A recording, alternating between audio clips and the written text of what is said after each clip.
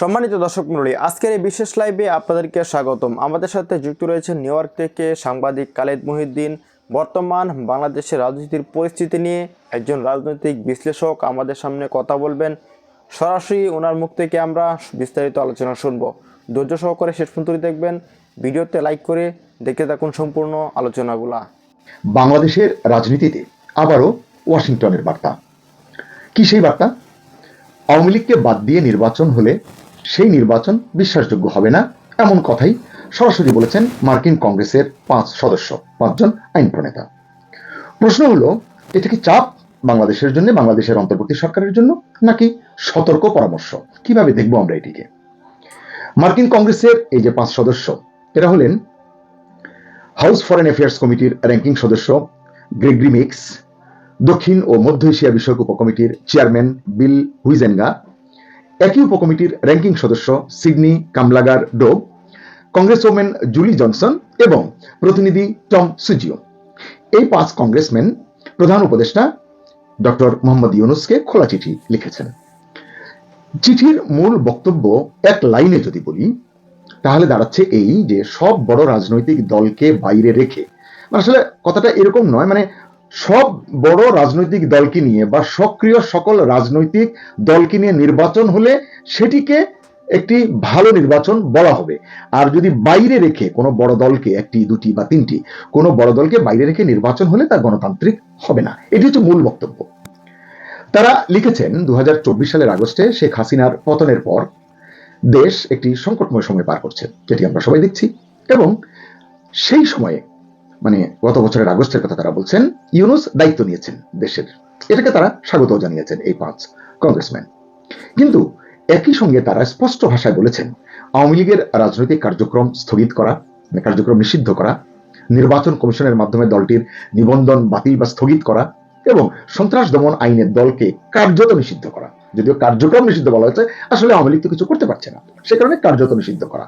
এই যে সিদ্ধান্তগুলো, এটাকে তারা বলছেন যে ফেব্রুয়ারি 2026 যে নির্বাচন, সেটি যদি 12 ফেব্রুয়ারি অনুষ্ঠিত হয়, তারা বলছেন যে এই পরিস্থিতি, মানে আওয়ামী লীগকে বাদ দিয়ে নির্বাচন বা জাতীয় পার্টি বা অন্য কোন দলকে, আওয়ামী লীগের শরিক দলগুলোকে বাদ দিয়ে যে নির্বাচন যদি হয়, এটি সেই নির্বাচনকে প্রশ্নবিদ্ধ করবে।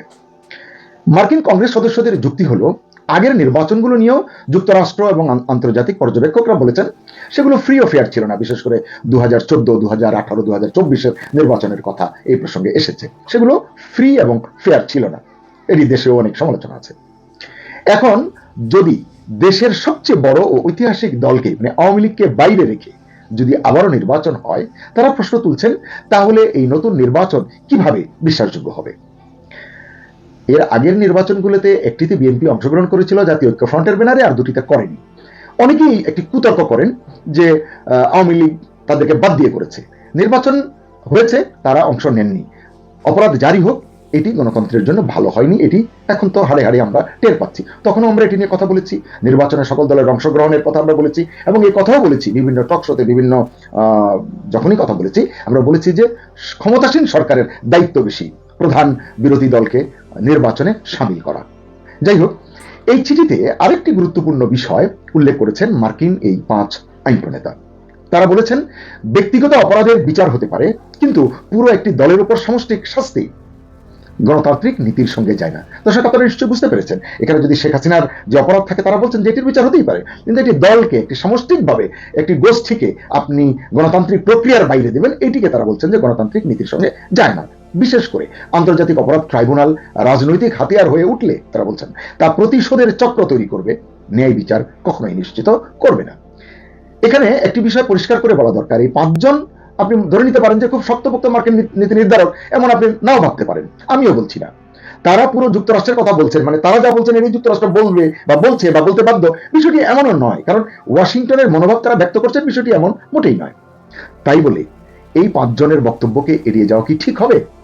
কারণ তারা যা বলছেন তা হলো যুক্তরাষ্ট্র নির্বাচন প্রক্রিয়াকে, সামনে যেটা আসন্ন নির্বাচন, এই প্রক্রিয়াকে কিভাবে দেখছে, সামনে কিভাবে মূল্যায়ন করবে, 12 তারিখে যদি নির্বাচন হয়েও যায় এরপরে তারা এটিকে কিভাবে মূল্যায়ন করবে। যদি তারা বলে বসে যে নির্বাচনটি গ্রহণযোগ্য হয়নি, অংশগ্রহণমূলক হয়নি, অন্তর্ভুক্তিমূলক হয়নি, তখন তাই এটাকে খুব লাইটলি, মানে হালকাভাবে নেওয়া খুবই বিপজ্জনক হতে পারে বাংলাদেশের জন্য।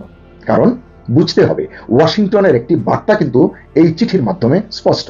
সেটা হলো গণতন্ত্র মানে শুধু ভোট নয়, গণতন্ত্র মানে সব পক্ষের অংশগ্রহণ, অবাধ এবং সুষ্ঠু নির্বাচনের মাধ্যমে সেটি নিশ্চিত করা সম্ভব।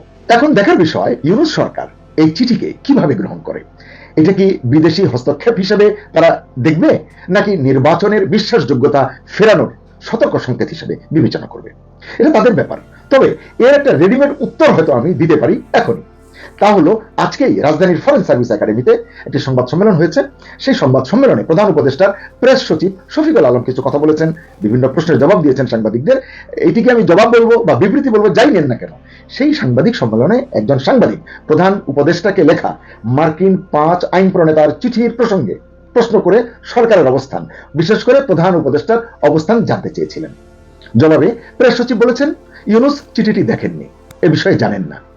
আমি হতবাক না হয়ে পারছি না। আসলে এটি আশ্চর্য হবার মতো একটি ঘটনা। এখন দেশে যে সময়, রাজনীতির যে বাতাবরণ, যে অবস্থায় আছে সরকার, মার্কিন 5 আইন প্রণেতার চিঠি সম্পর্কে প্রধান উপদেষ্টা অবগত নন, এটি একটু অবাক লাগছে আমার কাছে। অথচ চিঠিটি তাকেই লেখা হয়েছে। দেশের অনেক পত্রিকায় এই চিঠির ছবি সহ সংবাদটি প্রকাশিত হয়েছে। তাহলে এটি তার দেখার কথা, কারণ আমরা জানি প্রধান উপদেষ্টার বিশাল প্রেস টিম রয়েছে। কেউ কি তাকে এ সম্পর্কে অবগত করেননি, প্রেস ক্লিপিং দেননি? এটা হতে পারে? এটা কি বিশ্বাসযোগ্য বলে মনে হয় আপনার? আমার মনে হয় না। তাহলে কেন প্রেস সচিব বললেন প্রধান উপদেষ্টা সম্পর্কে জানেন না, চিঠিও দেখেননি? এটা কি খুব স্মার্ট উত্তর হলো? সত্যি কথা বলা হলো?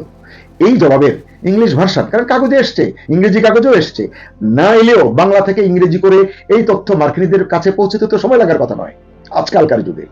তখন কি ভাববে তারা আমাদের এই সরকারকে, ইউনূসকে? অথচ প্রেস সচিব বলে দিলেন আওয়ামী লীগের বিষয়ে সরকারের অবস্থান স্পষ্ট।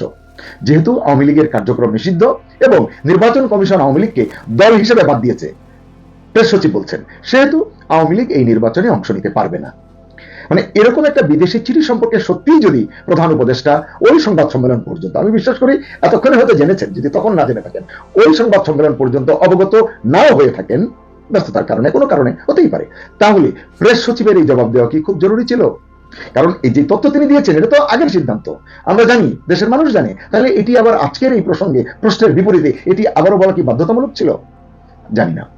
আসলে অন্তর্বর্তী সরকারের মানে সব কাজ কারবার, কথাবার্তা, বিবৃতি আসলে সব সময় বুঝে ওঠা সম্ভব হয় না।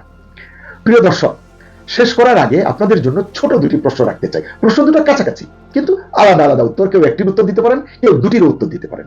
প্রশ্ন নম্বর 1, দেশের সবচেয়ে বড় ও প্রাচীন রাজনৈতিক দলকে বাদ দিয়ে যে নির্বাচনটি হতে যাচ্ছে, আপনি কি তাকে গণতান্ত্রিক বলবেন?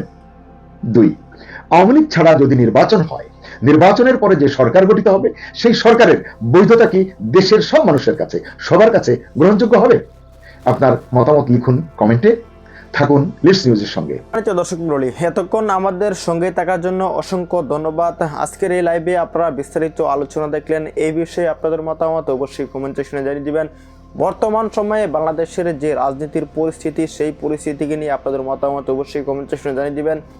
দেখা হচ্ছে পরবর্তী কোনো ভিডিওতে। আসসালামু আলাইকুম।